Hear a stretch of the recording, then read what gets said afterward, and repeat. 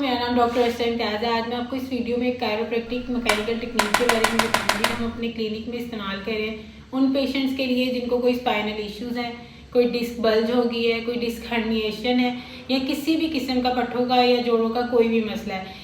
अगर आपकी जो डिस्क है वो C6 से स्लिप हो जाएगी तो जो नेक में पेन आएगा जिसकी वजह से अक्सर पेशेंट रोटेट भी नहीं कर पाते नेक को, उनके इश्यूज़ को डील करने के लिए, या जैसे कमर का दर्द जो आपकी टांग तक जाता है और अक्सर पेशेंट चलने फिरने से भी रह जाते हैं या चल फिर से ठीक तरह से नहीं पाते, अपनी टांग को सीधा रख के उठा नहीं पाते, बैठने में भी दर्द फील कर रहे होते हैं, या स्पाइन का किसी भी किस्म का कोई भी इशू जो होता है हम उसको अपने क्लिनिक में डील करते हैं। और इसमें हम एक कायरोप्रैक्टिक एडजस्टमेंट्स करते हैं जो हम मैकेनिकल भी कर रहे हैं और मैनुअल भी कर रहे हैं। एक हमारे पास पेशेंट है जो अपने जिनकी नेक बहुत ज़्यादा स्पैज़म है और नेक इवन मूव भी नहीं कर पा रही। आपको मैं इस वीडियो में वो पेशेंट का थोड़ा सा रिव्यू दिखाऊंगी कि हम किस तरह उन्हें डील कर रहे हैं और उनकी नेक की जो रेंज ऑफ मोशन है, जो नेक की मूवमेंट है उसको बेहतर कर रहे हैं और पेन रिलीव कर रहे हैं। ये इनकी नेक में शदीद एक स्पैज़म है, पूरे स्पाइन का इशू है जिसकी वजह से इनकी जो बैक है वो भी इफेक्टेड हुई हुई है और उसके साथ साथ नेक भी है। इवन ये अपनी नेक को सही तरह से पेन की वजह से रोटेट भी नहीं कर पा रही। हम इनकी कुछ एडजस्टमेंट्स करेंगे दैन देखेंगे कि क्या रिजल्ट है। रोटेट करें, अभी कितना रोटेट हो रहा है।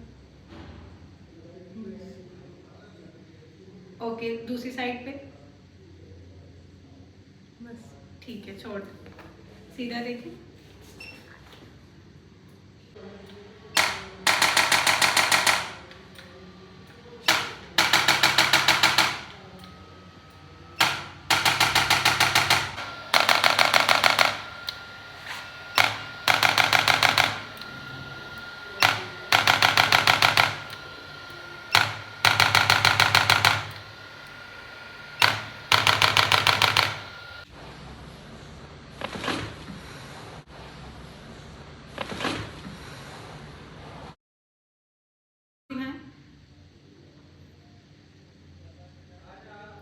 काफ़ी हद तक इम्प्रूव करिए विद इन 1 कायरोप्रैक्टिक सेशन।